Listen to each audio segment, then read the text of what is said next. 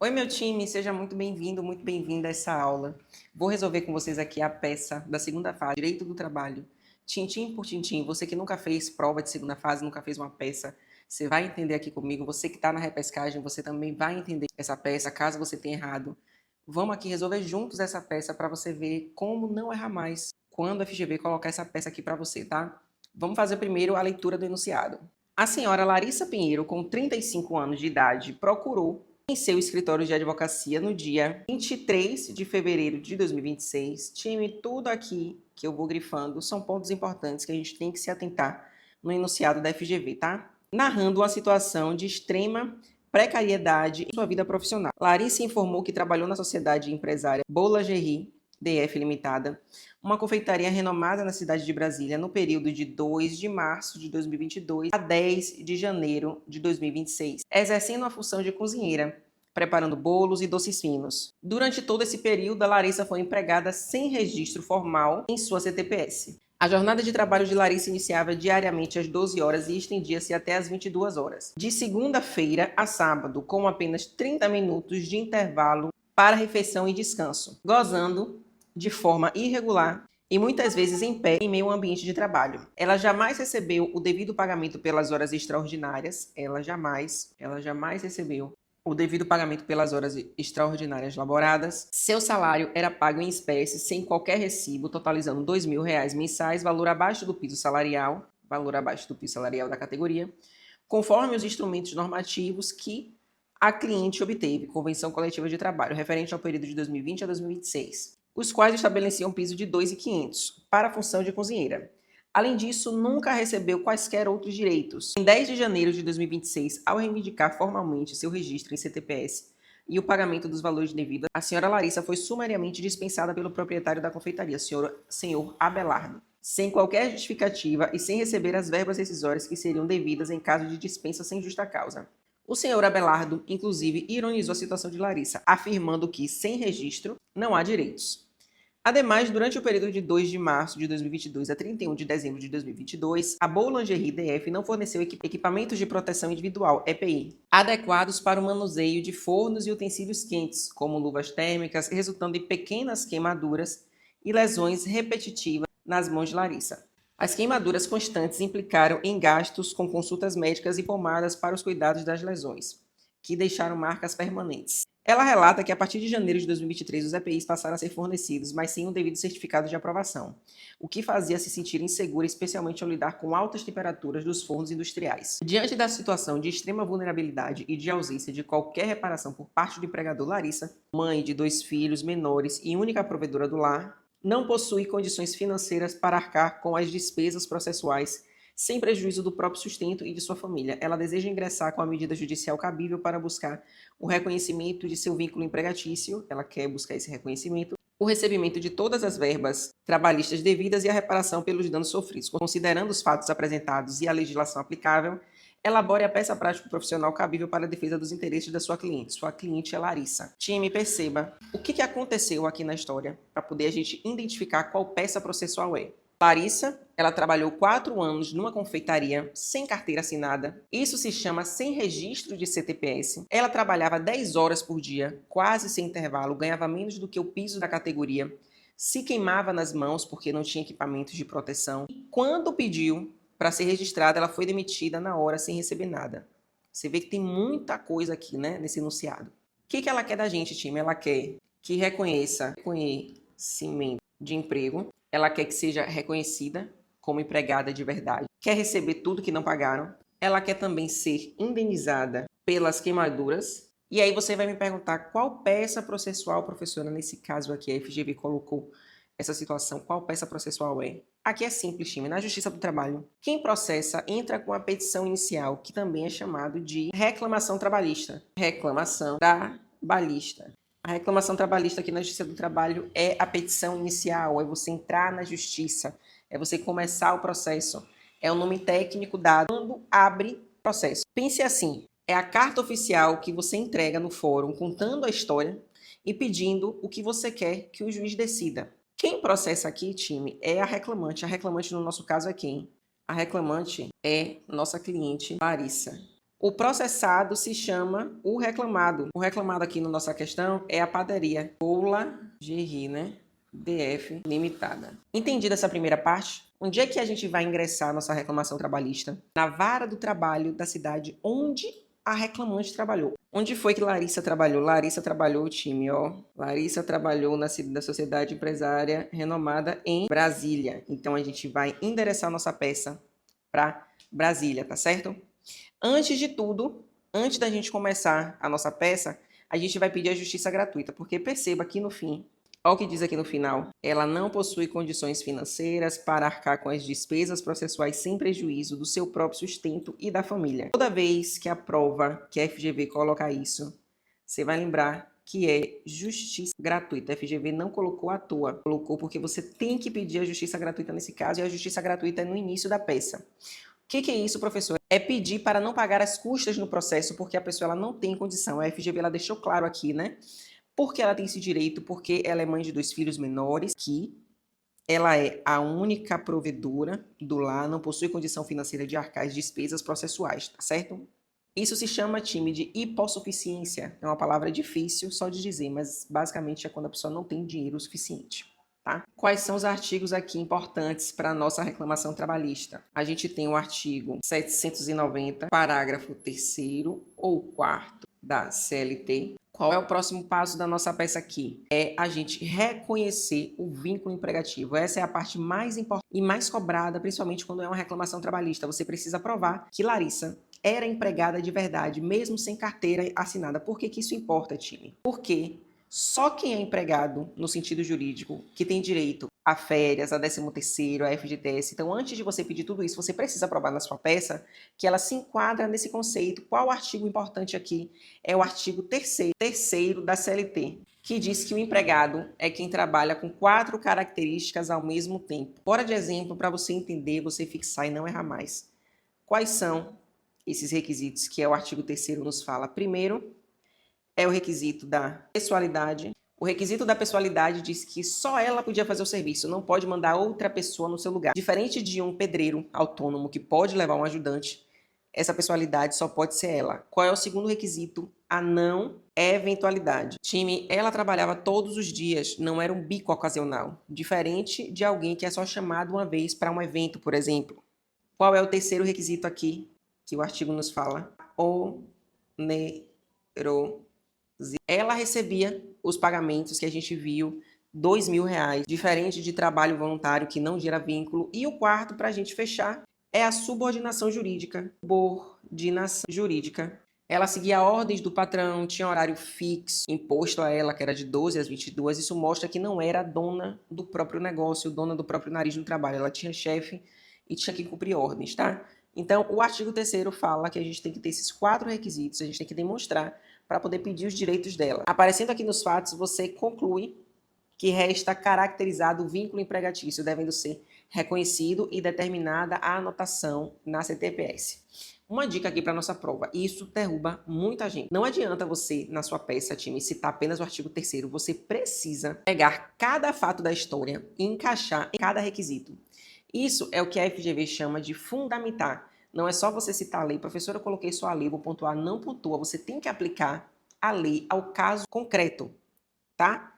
Então, a gente fez aqui a demonstração, depois eu vou mostrar para você o modelo de peça, a gente fez a demonstração aqui que ela é uma funcionária, que ela é empregada, ela cabe aqui, né? E depois a gente vai pedir o quê? Na nossa peça processual, na nossa reclamação trabalhista. A gente vai pedir horas. Time, ela trabalhava de 12 às 22 horas. De segunda a sábado, a jornada normal no Brasil é de 8 horas por dia. Então, ela fazia 2 horas extras por dia e nunca recebeu. 2 horas extras por dia e não recebeu. Quais são os artigos importantes aqui que você vai achar no seu índice remissivo?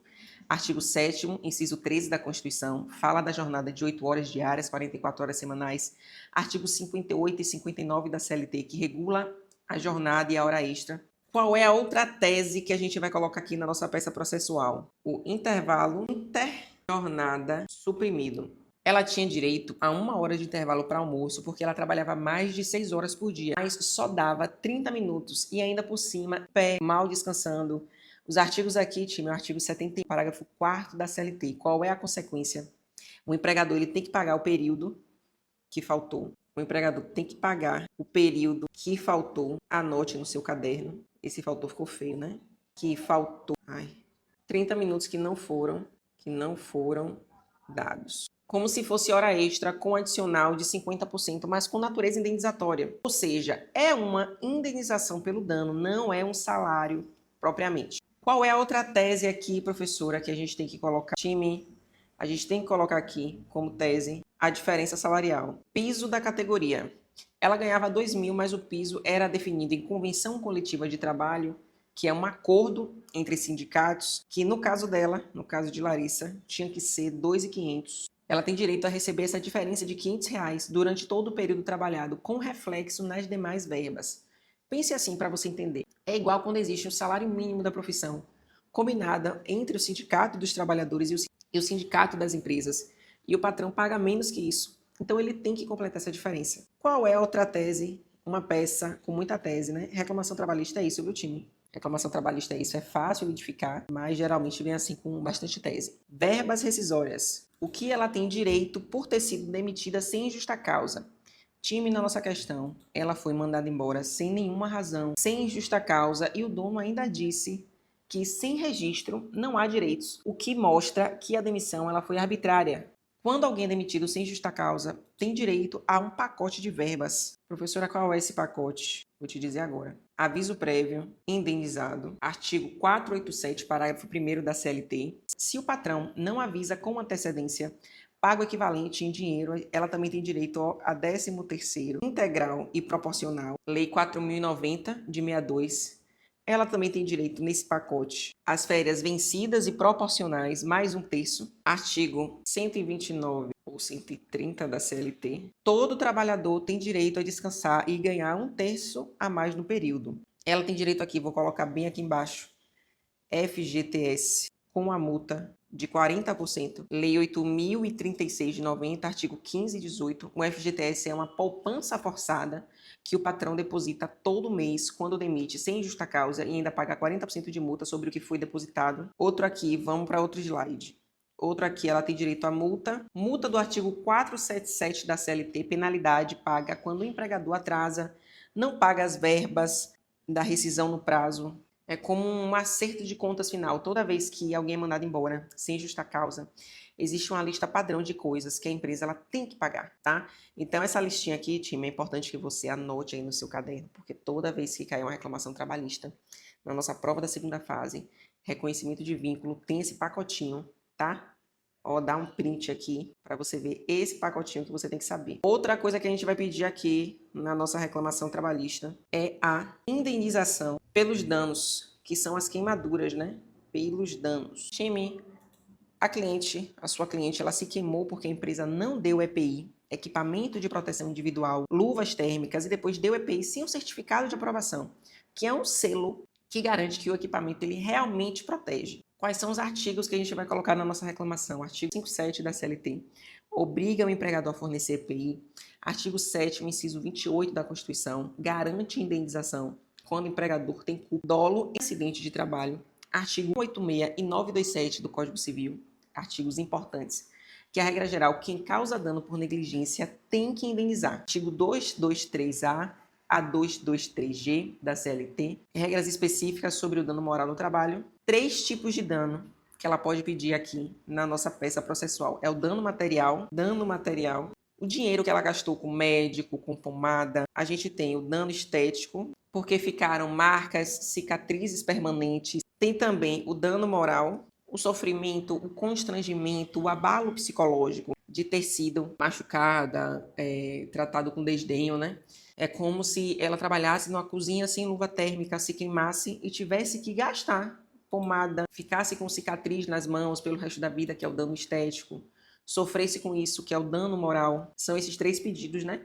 De forma separada, mas na mesma ação aqui que cabe. O que mais que a gente vai pedir na nossa reclamação, professora? A gente vai pedir também honorários advocatícios. Honorários advocatícios, artigo 791-A da CLT. Quem perde a ação paga os honorários do advogado da parte vencedora. Normalmente é um percentual sobre o valor da condenação. E para fechar a nossa peça processual, a gente vai fazer o fechamento da peça. No final, time, de toda a peça trabalhista, a gente pede pela procedência dos pedidos, tem que pedir que o juiz julgue a favor do seu cliente, da sua cliente. Tem que indicar provas, testemunhas, documentos, etc. Valor da causa. A prova pede que você não invente um valor, você vai colocar R cifrão XX, R cifrão, reticências.